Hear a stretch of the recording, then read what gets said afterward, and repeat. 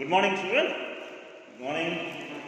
I asked you to read the lesson once. I think you all read it. Today, let's go through this lesson. Seventh one, packing.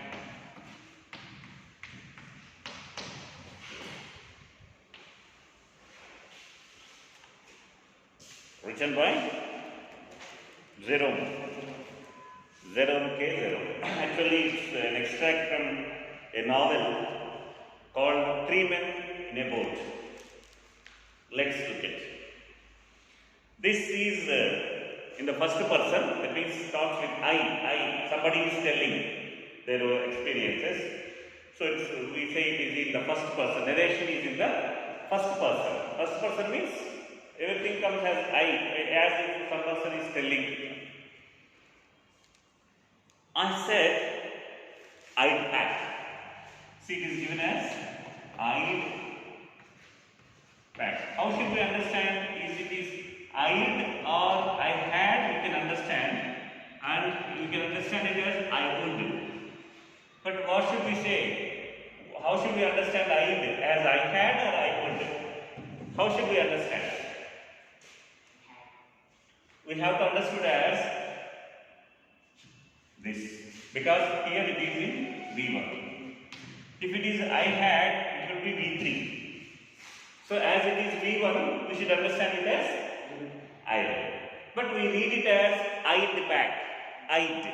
Understood as I would. Okay? I said I'd pack. I would pack. I rather pride myself on packing. That means you all know that if you want to go on a trip to some place, the main, the very important thing is to arrange packing our things, baggage in a bag. So he said, I'd pack. Packing is one of those many things that I feel I know more about than any other person living. So this person is telling, he feels that he is very good at packing. He can pack things better than any other person living in the world. Like that he thinks. It surprises me, myself, sometimes, how many such things there are. That means he is exaggerating his packing skills. He says that I'll pack better than any other person, and sometimes he surprises about his skills. I impressed the fact upon George and Harris and told them that they had better leave the whole matter entirely to me. So here other two characters are also, one is narrator, the other two characters, that means his friends, George and Harris. What are the other two characters in the story? One is George and one is Harris. The other one is the narrator, who is narrating this part of this. So these are the characters. He said that, okay, you leave it to me. That means they are about to leave on a trip. They are going, so they are arranging their bags. He said, you need not worry, I'll do it for you. They fell into the suggestion. Here, fell into means, look at the margin, children, accepted. Here, accepted. They accepted the suggestion with a readiness that had something uncanny about me. Uncanny about it. Uncanny means strange, weird, a strange thing. So, naturally, with a readiness that had something uncanny about it. They did not tell even one word. Immediately when he said, I'll pack, they said, okay. Do it, Baba. Like that, they readily accepted. George spread himself over the easy chair. He sat in a very relaxed manner, and Harris propped his legs on the table. He kept his legs on the table and he also relaxed. That means, actually, now try to tell what's going on in the room or in their house. What's going on? Very good. They are packing things for some trip. Now let's look at the second paragraph. Children, I hope all of you have already read it and underlined the new words. Okay. This was hardly what I intended. Hardly what I intended. That means the author did not expect this from his friends. The narrator, he did not expect this response from his friends. When he said, he expected, okay, we will help you. Okay, you do that, we will help you. That is what he expected. But as soon as he said, I would pack, what they did? Simply they relaxed. They left everything to him. What I had meant, of course, was that I should boss the job and that Harris and George should potter about and under my directions. Potter about means do something, some important things, unimportant things. Do something, unimportant things, potter about. See, that means what here the narrator expected. What I had meant, of course, was that I should boss the job and that Harris and George should potter about under my directions. I pushing them aside every now and then with, oh, you, here, let me do it. There you are, simple enough. That means, actually he thought that he would supervise the packing. When they are doing something not in a proper way, he would then tell, hey, do it like that, keep it here, keep it there, hold it like this. He wanted to give simply instructions. But what they understood that everything would be done by narrator. He wanted to teach them how to do. They taking it in the way they did irritated me. Actually, he thought that they would help him, they would be doing things and he would lead them, he would teach them, he would guide them. But the way they responded, the way they understood his words, irritated him like anything. Actually, he wanted to do a work like a boss, a supervising work. But the way they responded naturally irritated him. There is nothing does irritate me more than seeing other people sitting about doing nothing when I am working. Not only for the narrator, for anyone, even in your houses, when your mother is sweating in the kitchen, if you simply relaxing watching TV, naturally that irritates your mother. Okay, you should go and help. Okay, mother, shall I cut the vegetables? Shall I clean the vessels? Like that, if you offer some help, some assistance, mother will be happy. Generally, what you do when the mother is preparing breakfast in the kitchen or lunch in the kitchen, she is sweating, and you all relax sitting under the fan or in the AC room watching that bloody TV channel, Big Boss. I think you are not watching Big Boss, children. No, don't watch Big Boss. This is the worst serial on the earth, worst reality show on the earth. I think you are also not watching. Good boy, very good boy. Okay. Next. So now look at the third paragraph. I lived with a man once who was used to make me mad that way. He would loll on the sofa and watch me doing things by the hour together. He said it did him real good to look on at me messing about. Now I am not like that. I can't sit still and see another man slaving and working. He is telling about his past experience, or he is recollecting one past experience. Once he lived with a man who used to 2 plus V1. When do we use this expression, use 2 plus V1?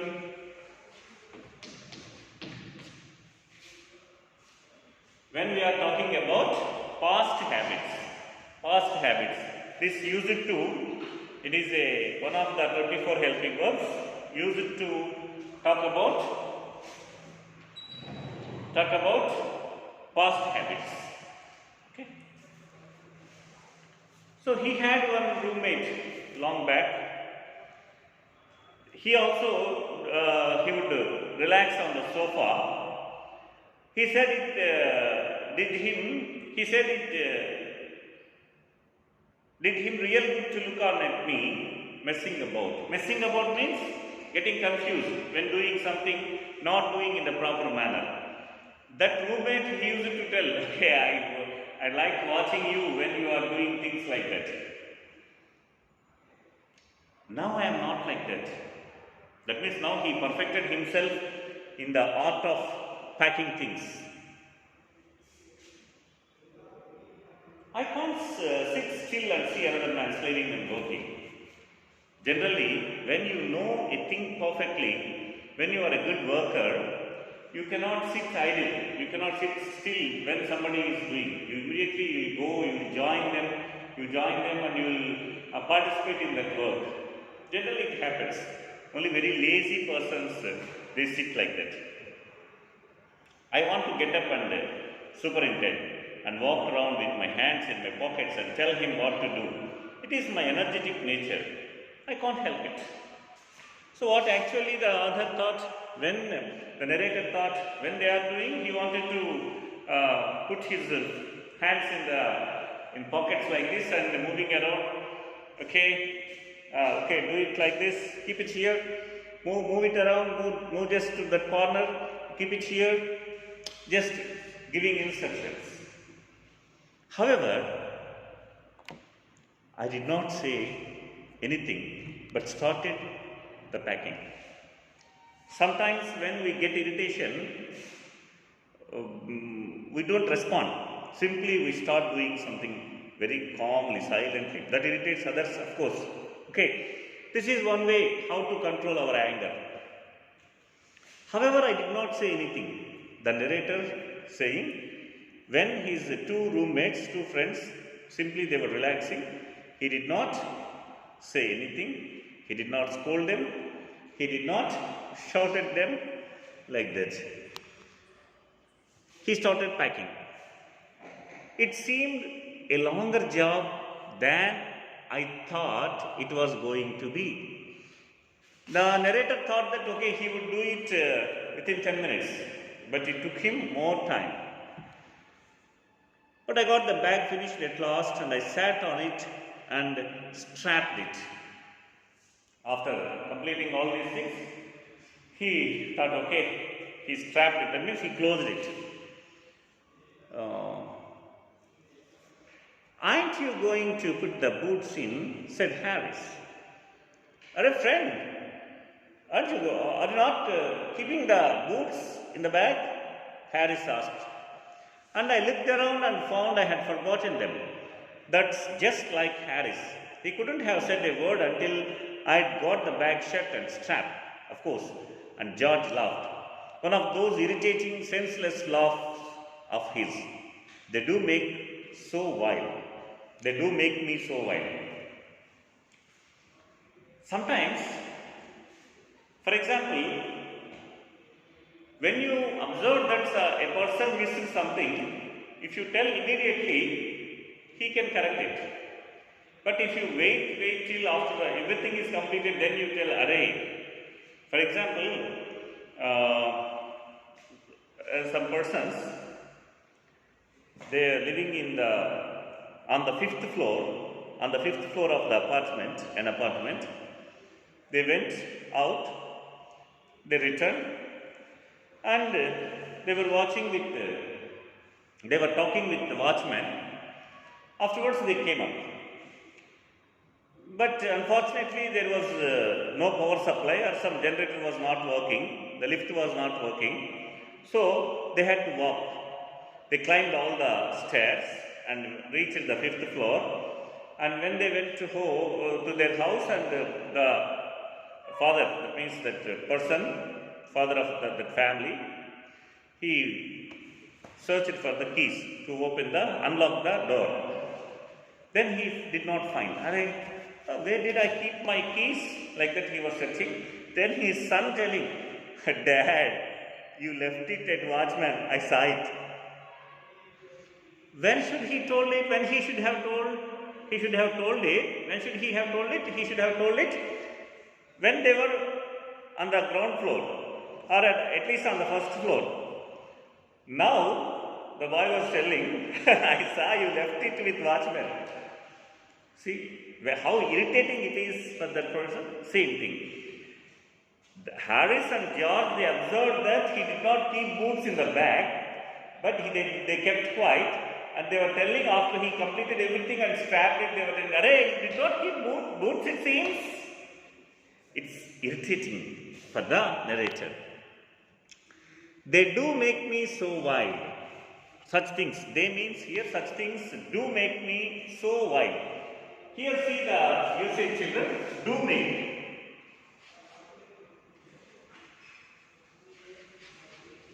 We call it as an emphatic sentence. Do make. They make me, simple enough. But do is also added. It is an emphatic sentence, emphasizing. Avina, bhale kachaputissai. Like that we say, na? Emphasize. So, they do make me irritate. Naturally for anybody. I opened the bag and packed the boots in, and then, just as I was going to close it, a horrible idea occurred to me. Okay, when they told about that, he kept the boots in the bag and again he was about to close. Then another idea struck in his mind. What's that idea? Had I packed my toothbrush, I don't know how it is, but I never do know whether I packed my toothbrush. This is very common after doing so many things. For example, sometimes some people, they come out to go to a movie or sometime like that, by car or by bike or by engaging a taxi or some like that. When they are about to leave, enter the cinema hall, the wife says, the wife asks, okay, dear, have you locked the door? Or the husband asks the wife, dear, have you put out the gas stove properly? My God. Then the tension starts. Hey, had I locked it or not properly? Or had I put out the stove or not properly? These things come into mind. Like that, sometimes we forget things or we don't, the things don't register in our mind. We do it. But that doesn't, the things don't register in our mind. So after going to a distance, after some time, we think, whether I locked it properly or not, like that. Okay? So in the same way, when he was about to close the bag again, an idea struck in him, have I kept my toothbrush or not? My toothbrush is a thing that haunts me when I am traveling and makes my life a misery. Haunting means here to repeatedly give trouble. Haunt means to come to mind again and again, haunting. But here, to repeatedly give trouble. Say almost the same meaning. So this is the one thing which haunts him, this problem of packing the toothbrush. Is very common for him. I dream that I haven't packed it and wake up in a cold perspiration and get out of bed and hunt for it. See, hunt, this is hunt, that is haunt, haunting. This is hunt. Okay, A is not. Hunting, haunting, hunt for it. And in the morning, I pack it before I have used it and have to unpack again to get it. And it is always the last thing I turn out the bag and then I repack and forget it and have to rush upstairs for it. And at the last moment, I carry it to the railway station, wrapped up in my pocket handkerchief. Common thing for so many people. He forgets, again he opens, he adjusts everything, again he keeps it outside and pack. Like this it goes on. Sometimes he run up and again bring the toothbrush, wrapping it in his handkerchief and takes it to railway station. Okay? Children, up to here, we discussed the lesson, the packing. The narrator is telling about his experiences of packing things. That let's continue the first 5 paragraphs we completed now. In the next video, I'll explain the next paragraphs from 6th paragraph onwards.